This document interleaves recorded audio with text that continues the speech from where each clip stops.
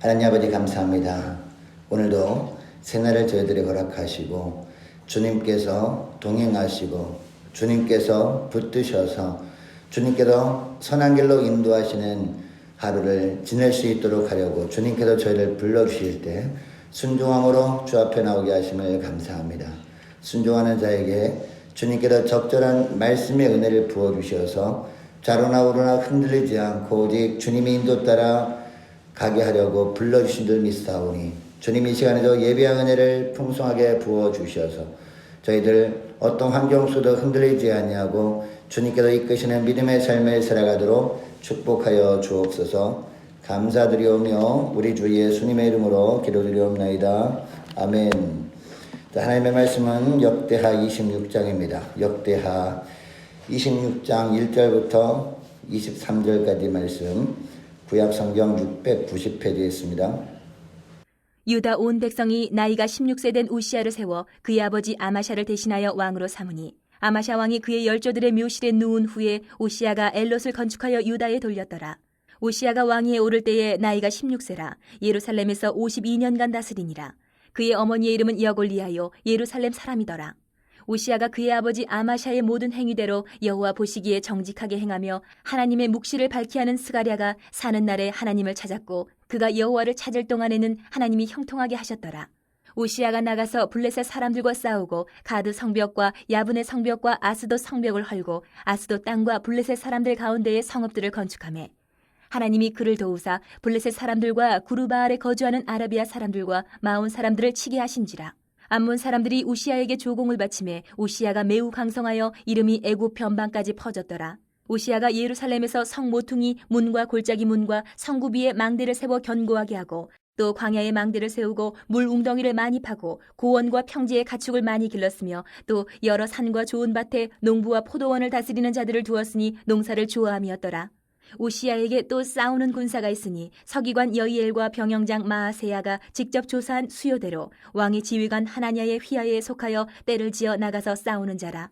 족장의 총수가 2600명이니 모두 큰 용사요 그의 휘하의 군대가 30만 7500명이라 건장하고 싸움에 능하여 왕을 도와 적을 치는 자이며 우시야가 그의 온 군대를 위하여 방패와 창과 투구와 갑옷과 활과 물매도를 준비하고 또 예루살렘에서 재주 있는 사람들에게 무기를 구원하게 하여 망대와 성곽 위에 두어 화살과 큰 돌을 쏘고 던지게 하였으니 그의 이름이 멀리 퍼짐은 기이한 도우심을 얻어 강성하여 짐이었더라.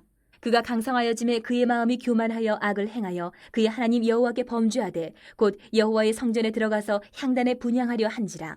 제사장 아사랴가 여호와의 용맹한 제사장 80명을 데리고 그의 뒤를 따라 들어가서 우시야 왕 곁에 서서 그에게 이르되, 우시야여, 여호와께 분향하는 일은 왕이 할 바가 아니요 오직 분향하기 위하여 구별함을 받은 아론의 자손 제사장들이 할 바니 성소에서 나가소서. 왕이 범죄하였으니 하나님 여호와에게서 영광을 얻지 못하리이다. 우시야가 손으로 향로를 잡고 분향하려 하다가 화를 내니 그가 제사장에게 화를 낼 때에 여호와의 전한 향단 곁 제사장들 앞에서 그의 이마에 나병이 생긴지라. 대제사장 아사랴와 모든 제사장이 왕의 이마에 나병이 생겼음을 보고 성전에서 급히 쫓아내고 여호와께서 치심으로 왕도 속히 나가니라. 우시야 왕이 죽는 날까지 나병 환자가 되었고 나병 환자가 되매 여호와의 전에서 끊어져 별궁에 살았으므로 그의 아들 요담이 왕궁을 관리하며 백성을 다스렸더라. 우시야의 남은 시종 행적은 아모스의 아들 선지자 이사야가 기록하였더라. 우시야가 그의 조상들과 함께 누움에 그는 나병 환자라 하여 왕들의 묘실에 접한 땅 곧 그의 조상들의 곁에 장사하니라. 그의 아들 요담이 대신하여 왕이 되니라. 여러분, 하나님께서는 우리에게 형통의 복을 주시길 원하는데 세상적인 형통이 아니라 바로 영적인 형통입니다. 영적인 형통을 먼저 주시고 나서 영적인 형통이 먼저 오게 되면 세상적으로도 하나님의 도우심이 있게 됨으로 말미암아 잘되는 역사가 있게 되는 거죠. 그래서 요한 3서 2절 말씀에 보면 내 영혼이 잘됨 같이 범사에 잘되며 이렇게 말하잖아요. 내 영혼이 잘됨 같이 무슨 얘기입니까? 영적인 형통을 먼저 주신다는 거죠. 그렇게 되면 주님과의 관계가 온전히 회복됨으로 말미암아 날마다 주님의 도우심이 있게 되는 거죠. 그러면 이 세상에서도 모든 것들이 주님의 도우심으로 잘되는 역사가 있게 된다라는 것이 오늘 본문의 말씀입니다. 그러면 우리가 어떻게 사는 것이 영적인 형통을 추구하는 삶이냐? 자, 오늘 보면 1절 말씀부터 보니까 첫째로 하나님만을 온전히 신뢰하는 믿음으로 사는 것. 이게 바로 비결이라는 겁니다. 자, 1절 말씀 보면 아마샤 왕이 죽은 후에 그의 아들 우시야가 왕이 되는데 몇 살 때 왕이 되었습니까? 16살 때. 자, 우시야는요, 여호와는 나의 힘이시다 라는 뜻의 이름입니다. 자, 그리고 3절 하반절에 보면 이 우시야의 어머니 이름이 나오고 있습니다. 이 어머니 이름이 여골리아로 소개하고 있는데 이 여골리아는요, 여호와께서 지배하신다라는 뜻의 이름입니다. 이것을 보면 우시야의 어머니는 하나님의 절대 주권을 철저하게 인정하던 믿음의 사람이었구나라는 것을 알게 됩니다. 이 우시야가 16살 때 왕이 되다 보니까 무엇을 알겠습니까? 청소년 시기인데. 그러니까 어릴 때는요, 어머니의 영향을 굉장히 많이 받은 겁니다. 이 하나님을 경외하고 하나님의 절대 주권을 인정하던 이 어머니의 영향 때문에 통치 초기에는 어떤 삶을 살았느냐? 자, 오늘 본문에 보니까 바로 여호와 보시기에 정직하게 했다라고 4절 말씀에 말씀하고 있죠. 세상의 형통을 위해 하나님을 찾은 것이 아니라 오직 하나님 앞에 겸손히 엎드려서 하나님의 뜻만을 찾았다는 겁니다. 어머니가 자꾸 이야기를 했죠. 무엇보다 하나님의 은혜가 아니면 살 수 없는 존재니까 하나님께 나아가 엎드려 기도하라. 이렇게 자꾸 이렇게 권면하지 않았겠습니까? 그러다 보니까 이처럼 오늘 본문의 4절 말씀에처럼 여호와 보시기에 정직하게 행하였더라 라고 하나님께서 보시면서 인정해 주셨다는 겁니다. 이런 삶을 살았더니 하나님께서 어떤 축복을 주시느냐. 5절 말씀 보시기 바랍니다. 5절 말씀 보니까 하나님의 묵시를 밝게 하는 스가랴가 사는 날에 하나님을 찾았고 그가 여호와를 찾을 동안에는 그 다음에 어떤 말씀이 나와요? 하나님이 형통하게 하셨더라 라고 말씀하고 있습니다. 자, 우시야가 하나님을 찾을 동안에는 하나님께서 먼저 영적인 형통을 주셨고 국정 운영도 형통케 하셨다는 겁니다. 영적인 형통이 와야 모든 일들을 영적으로 보게 되거든요. 영적으로 보게 됨으로 말미암아 하나님께서 주신 지혜로 모든 일을 하게 되거든요. 그러면은 모든 일이 잘 될 수밖에 없는 거죠. 하나님의 지혜로 하게 되니까. 여러분, 하나님께서 우리에게 동일한 것을 원하십니다. 이 시간에. 무엇을 원하십니까? 너희들 세상의 형통을 구하기 전에 먼저 영적인 형통을 구하라 라고 말씀하고 있습니다. 주 앞에 나와 간절히 간구할 때도 하나님께서 그동안 기도했을 때 응답을 주셨기 때문에 그것으로 인해서 하나님을 찾고 또 기도하는 것이 아니라 지난 시간에 응답을 줘서 잘 되는 역사가 있건 없건 상관없이 하나님의 뜻을 찾기 위해서 겸손히 주 앞에 엎드리는 거예요. 이것이 바로 영적인 형통의 비결이다. 영적인 형통이 있어야 이 세상의 모든 일을 감당할 때 하나님의 은혜가 임하게 된다. 이 말씀을 하고 있습니다. 여러분, 오늘 본문에 나오는 통치 초기의 우시야처럼 상황에 관계없이 이 하나님만을 온전히 신뢰하는 삶을 살아갈 수 있기를 원합니다. 무엇보다 하나님 앞에 엎드릴 때마다 다른 어떤 것보다도 하나님의 뜻만을 구하고 그 뜻대로 살아가시는 저와 여러분 되시기를 축복합니다. 자, 그리고 두 번째 비결은 뭐냐? 하나님의 도우심만 구하는 거예요. 자, 6절 말씀 보면 블레셋과의 싸움이 벌어집니다. 이때 우시야 왕이 이깁니다. 그리고 수많은 적국들의 성을 헐죠. 그리고 블레셋 땅에 유다 성읍들을 많이 세웁니다. 또한 7절 말씀 보면요, 하나님의 계속 도우심으로 말미암아 이 블레셋 사람들 그리고 아라비아 사람들 뿐만 아니라 마온 사람들과도 전쟁을 벌여서 승리하게 하십니다. 근데 8절 말씀 보면 암몬 사람들이 우시야 왕에게 조공을 바치거든요. 이 암몬 사람들이 조공을 바친 이유가 뭡니까? 이 암몬과 싸워서 승리했기 때문에 그 대가로 조공을 바치는 건 아니었습니다. 이 다른 나라와 싸워서 승리할 때 이 우시야와 하나님이 함께 하시면서 하나님이 도와주시면서 승리하게 된 것을 소문을 듣고 알았거든요. 그러니까 이 우시야를 두려워한 것이 아니라 우시야와 함께 하시는 하나님 때문에 두려워하면서 자, 우리와 조약을 맺자. 우리가 조공을 바칠 테니까 우리나라는 공격하지 마세요. 이렇게 된 겁니다. 그리고 8절 하반절 말씀 보면요, 우시야가 매우 강성하여 이름이 애굽 변방까지 퍼졌더라 라고 하고 있습니다.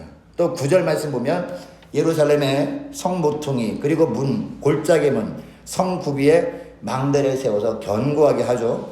뿐만 아니라 10절 말씀에도 보니까 우시야 왕이 농사를 좋아했나 봅니다. 농사를 좋아해서 거친 땅에 망대를 세우고 물 웅덩이를 많이 파서 비옥한 토지를 만들기도 합니다. 그리고 11절 말씀도 보면요, 군대도 체계적으로 준비하죠. 조직하죠. 그리고 14절 15절 말씀 보면 훌륭한 무기들, 이 무기들로 잘 무장시키기도 합니다. 군사력을 굉장히 강하게 한 거죠. 여러분, 우시야가 이렇게 할 수 있었던 이유가 뭡니까? 우시야에게 어떤 힘과 지혜가 있었기 때문이 아니다 라고 성경은 이야기하고 있습니다. 하나님이 도와주셨기 때문이다 라고 7절과 15절에 반복해서 말씀하고 있죠. 자, 7절 말씀 보시기 바랍니다. 자, 7절 말씀 보면 하나님의 그를 도우사라는 말씀이 나와요. 그리고 15절 하반절 말씀 보면 어떤 말씀이 나옵니까?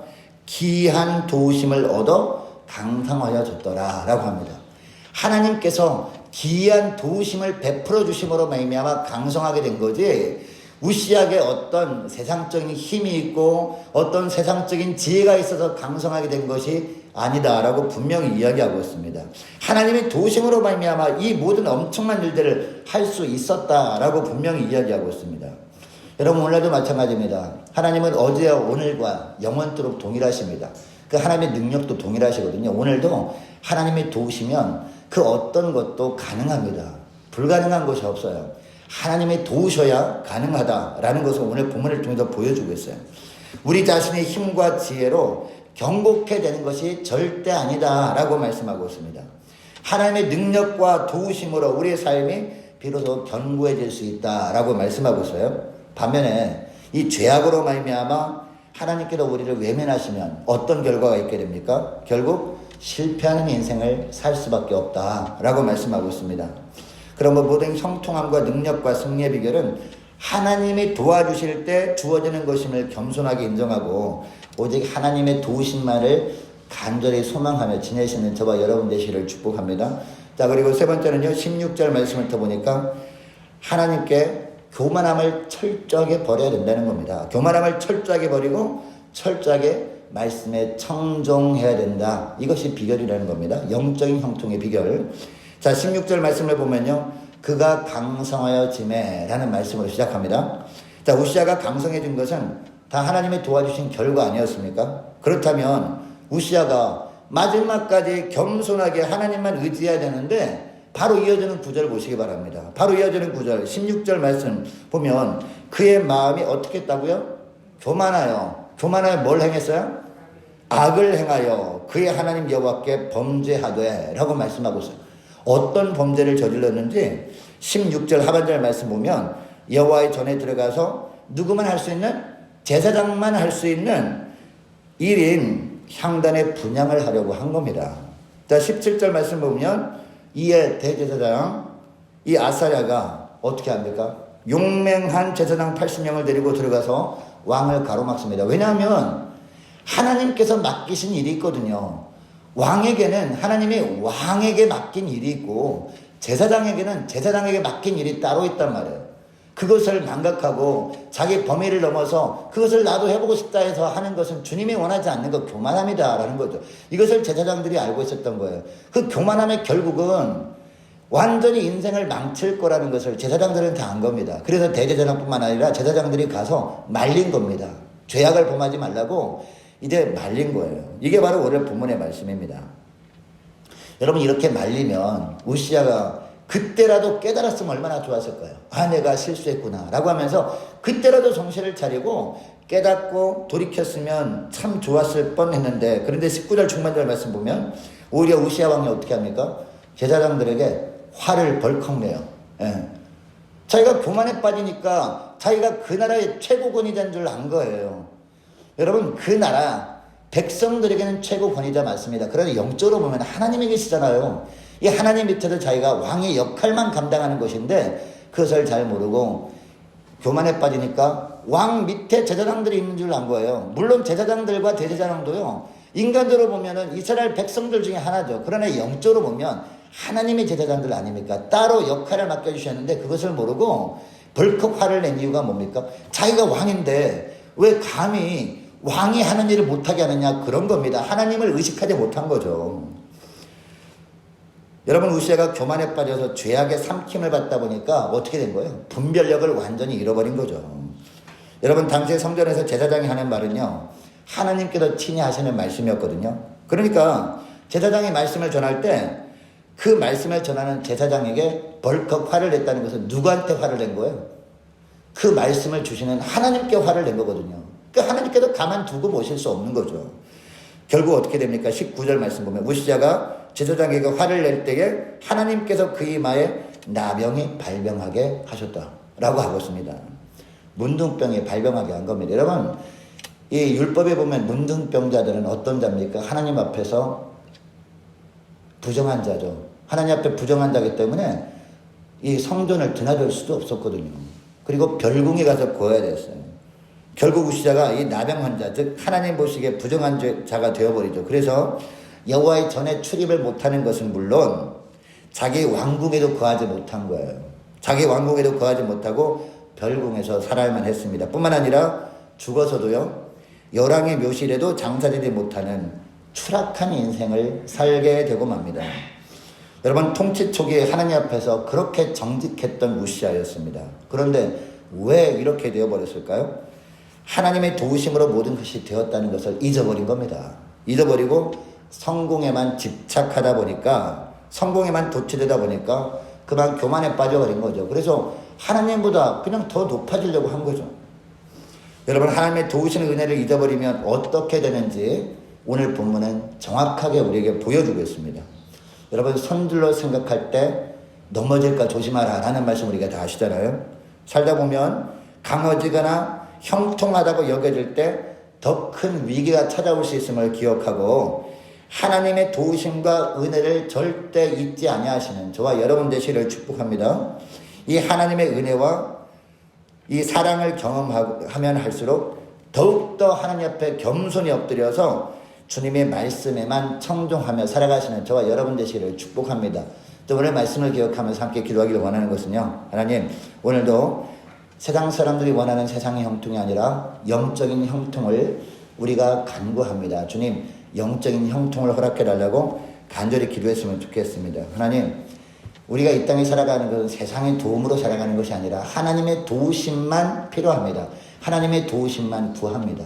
간절히 기도했으면 좋겠습니다. 하나님, 선줄로 생각할 때 넘어질까 주의하라 라고 하신 말씀을 기억하면서 늘 우리 삶 가운데 교만한 부분이 없는지 살펴보게 하시고, 교만한 부분이 있다면 철저하게 회개하고 겸손히 주 앞에 엎드려서 주님께서 말씀하시는 그 주님의 뜻에 따라 주님의 말씀에 청종하며 살아가게 하여 주옵소서.